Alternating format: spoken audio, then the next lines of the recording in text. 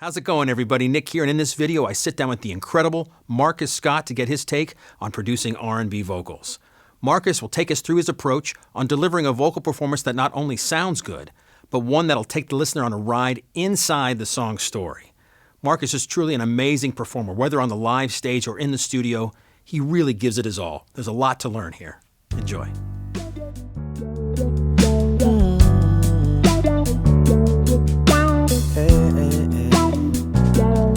Making your record here was so much fun.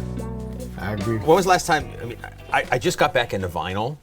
Literally the last year or so, I got a new record player, pulled out my old records, and now people are releasing their records on vinyl, mine, yours. It's so much fun. Have you heard your record on vinyl? I actually did before. I set it on the vinyl, set it on the record player, just played it, and was amazed. Just to hear that, just to hear that hum. Oh my gosh, you put the needle on, the little crackle. It's so good. It's so good. We're talking about producing vocals, producing R&B vocals specifically. What I thought was so cool about your record, you know, we did it as, we performed it basically as a whole band. We had everybody with us in the studio. Right. You were in here, but you know, a lot of times you're making records, you're not always playing with a bunch of other musicians. Sometimes you're playing just to a track. Exactly. Or you're just getting bass and drums and then you overdub everything else. We really performed the record, and what was so cool about you being in here, you dressed up a little bit for each song. You actually, it was like doing a gig almost. Right. Which gave the vocal performance some great vibe. Do you go into that mindset when you're starting your vocals of your songs, when you're like just by yourself in a vocal booth? I mean, what's your mindset? What are you thinking about? Absolutely. I treat it as if it's like I'm putting on a real show. Because that's exactly what it is. If you don't...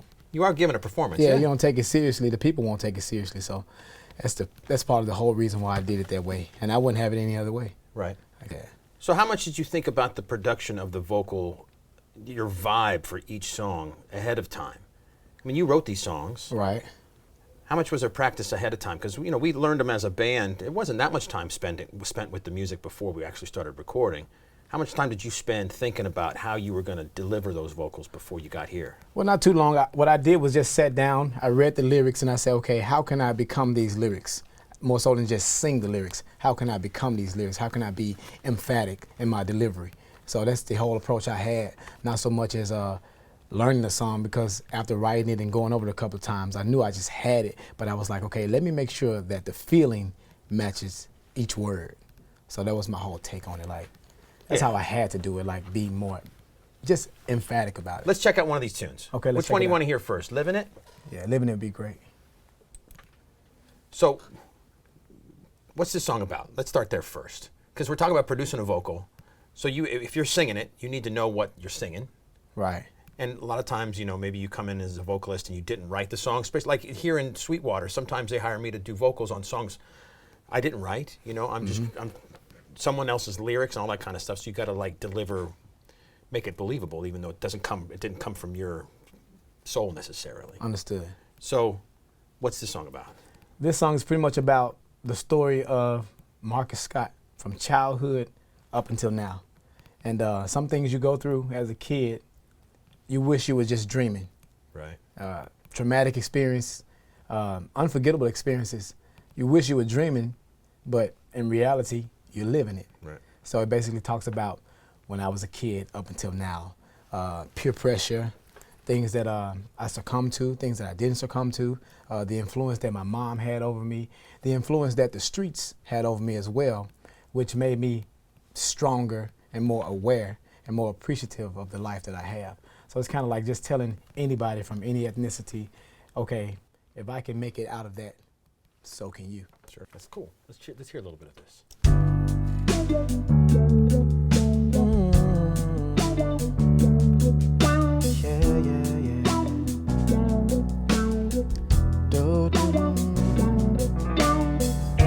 Refrigerator full of nothing but a house full of people who barely even know for nothing, y'all.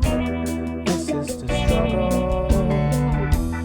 You may not understand a word I say, but that's okay, cause you don't know how I was raised.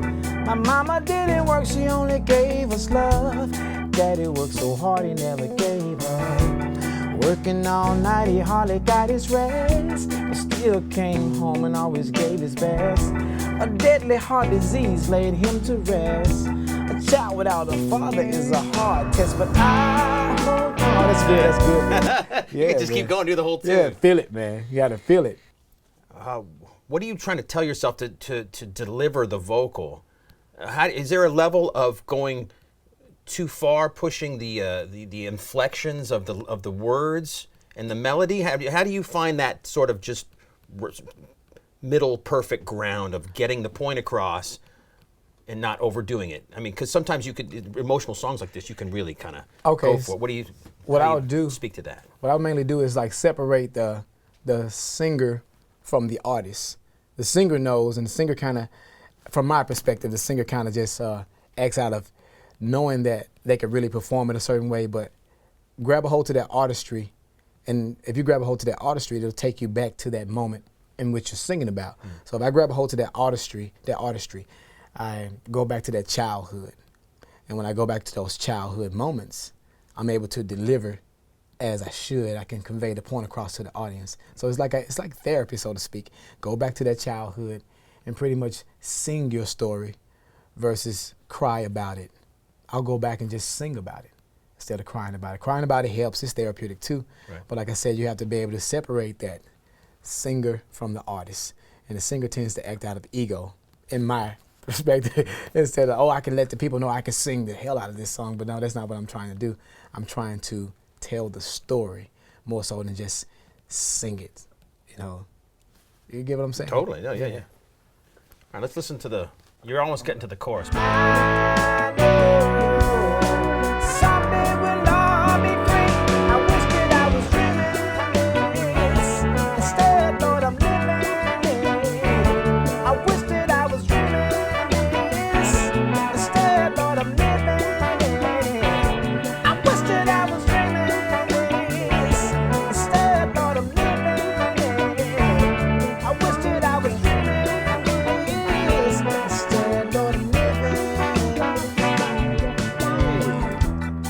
It takes me back every time, like doing that. It's hard to not become that child and even that young adult when I hear this song. So that's why it means so much to me, to be able to always get a chance to sing it, and especially sing your own music. Man. Of course, it feels really good. Now that vocal melody in the chorus is very hooky, and you're just you're singing next to me right here. So I mean, how much?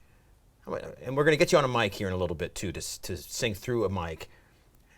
How much are you? You seem really relaxed.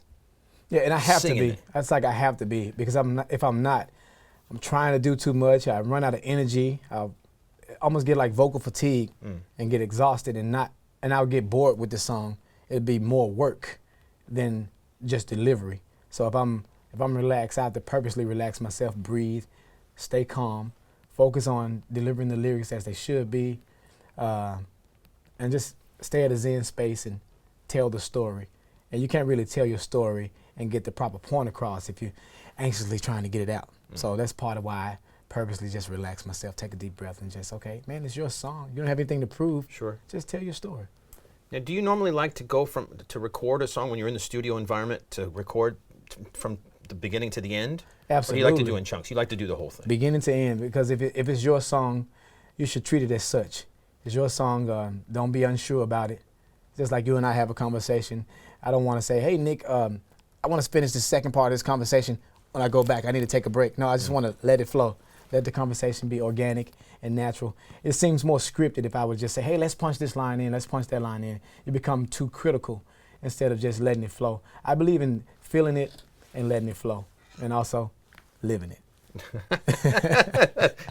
I love how you tied that in there. That's really good. That's one of my favorite parts of the song, because I can basically just, the listener, instead of just sing to them, I want to talk to them too. Sure. At the same time. And so that helps me as an artist to just develop that relationship with that listener. And this is the same thing you would tell any artist you were producing a vocal for, yeah, right? I mean, tell the story. Be true to yourself. Yeah. Yeah, and that's why it's art. Like you don't script everything. You don't grab a ruler and make every line perfect, straight. Just tell your story the way it was lived. And you can't script a person's life. It's almost like counting the teardrops out of a person's eyes. You can't do that. You got to just let things flow. And so I believe in doing things that way organically. And I would definitely suggest that to any artist. Be your true self. Be your true self. Now, what would you say to an artist who comes in and doesn't have the pleasure of the band behind you and this kind of great full sort of production of sound to sing to? Maybe they're more it's more of a demo sort of scenario, right? Where you think, so, you know, how would you still produce in the same way, even if they don't have all the, you know? Well, let me put it this way: how much inspiration did you get for your vocal by listening to what the band was giving you? Well, I would definitely say it was a huge inspiration there because it's something that I've always wanted to do. I would watch the Temptations, like documentaries on Marvin Gaye, how they would cut stuff live, and it's something that I've always wanted to do. So it was more like a dream come true for me. So it was super easy. But and coming back, just listening to the track, I still just took myself back to that place. Like, okay, if these guys were here, they were playing, I had to kind of use my imagination, so to speak. So I would definitely have a conversation with the artist and say, you know, where do you see yourself? You know, take yourself to that happy place, you know, that zen place, that most comfortable place for you. Close your eyes, even if you have to, and just act as though that you're there. And that's the only way you can really get that true satisfaction out of that vocal. Okay. Yeah. That's good advice. Listen, man, you are a fantastic singer. Your pitch is amazing. You have chops for days. Oh, man. You use them, you don't use them. You know kind of how to use the chops musically and then not use them at all and just sort of sing a little straighter, all of those kinds of things. So I don't even know if this can be taught, or how would you voice this to someone you're producing? When to use those chops and when to hold back a little bit. How do you feel about that? In order for me to achieve that, in order for myself to achieve that, I always go back to the blueprint, like of the basics, like something from the Temptations, and or just hanging around more seasoned musicians. They teach you balance. Compared to like right now, we try to fill in every gap that's in the song. Right. Sometimes it's best to just relax and let the song be a song versus just trying to fill in empty spaces or empty pieces to a puzzle. Sometimes it's best to just let that canvas speak for itself. So what I would do is just, my advice would be just hang around more seasoned musicians and just be open to things that are not of the norm, so to speak. Like, don't chase the time, don't chase the flavor of the week. Let's get you behind a mic and see what happens. Let's go, let's do it. All right, man. So just lay one down and see how, and show us how you do it. Let's do it, baby. All right, here we go from the top.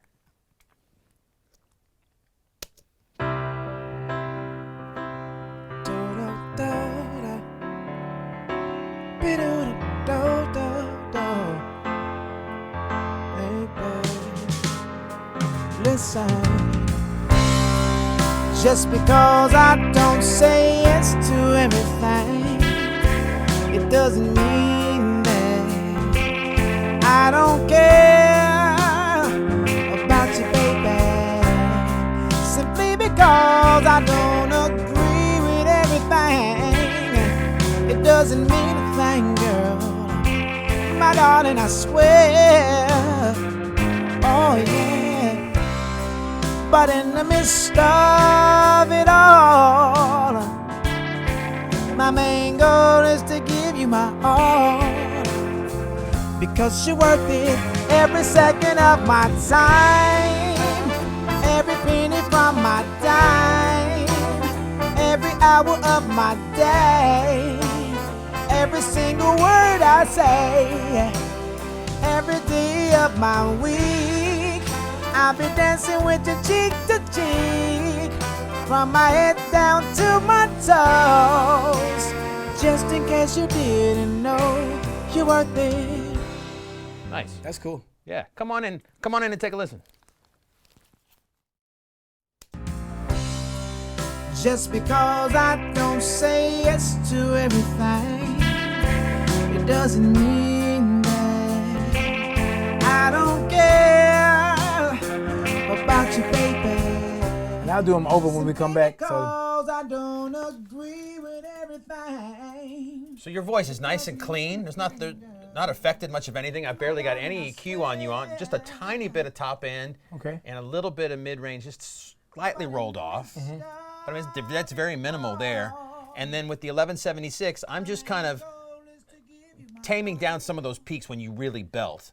So it's not really to compress your voice, it's just to kind of even it out a little bit. Gotcha. From those highs, those lows. So the lows are there and you hear them, the breath is there, but when you belt, you're not just, killing the input.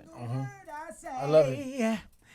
Every day of my week, I'll be dancing with you cheek to cheek, from my head down to my toes, just in case you didn't know you were there. Boy, and that really, getting all the way up to that, just the title Yeah. really pays off. I think it's killer. Get back to the meaning of the song. Yeah. How warmed up do you have to be to get the grit in your voice and then to go back to the nice clean sound and it not, be fatiguing at all? Or is that just really natural for you to do? Part of it is natural, but if I were to think of it from a technical standpoint, it would be after just maybe 2 or 3 takes. Okay. Just warm up to the song, almost like exercising. So it's like you're exercising that vocal. So after even when I would do live shows, I would always say my warm up is the first and second song. Right. By the time I get to the third through the 10th, I'm on all cylinders. So so that's my take on that. After a couple of takes, I'm ready. Cool. Well, you can see I have the difference between that first take we did and the second one already. You just stepped up to the next level. Yeah. Definitely. Cool. Especially with this comes into play like when the right producer's in the room, or if the producer is not afraid to just advise the artist, and the artist is willing to listen to the advice, no matter what type of level they think they may be on. Be open to listen to suggestions, and you'll come out with a gold record. In my opinion. That's some pretty heavy advice right there. That's for sure. Because you go into to make a record of your own music, and you have your own. Sometimes it's hard to let go of those things you might think are right. You don't. It's tough. Yeah. Be open to guidance. Be open to guidance. The producer's there for a reason, and the artist is there for a reason. The music is there for a reason. So know your placement. Respect each person's role, and that song will turn out amazingly. It'll turn out amazing. So that's what I believe in. Just trust the producer, trust the musicians, and trust the whole entire process. That would be my advice for any artist, man. Any artist. And you'll be easy to work with. An artist who's easy to work with gets more things done and has a better reputation. Cool. Man, it's fun. Marcus, man, thanks so much for coming and hanging out with me today, dude. Yeah, Nick, it's cool education. I know we worked together. We made the record and stuff together here, and I've seen you perform and sing in the studio and on this live stage, and it's really a joy to watch you do your thing.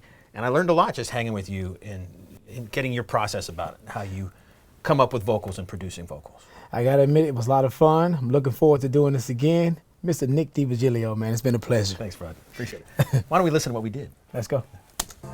Because you're worth it, every second of my time, every penny from my time, every hour of my day, every single word I say, every day of my week, I'll be dancing with you cheek to cheek, from my head down to my toes, just in case you didn't know you're worth it.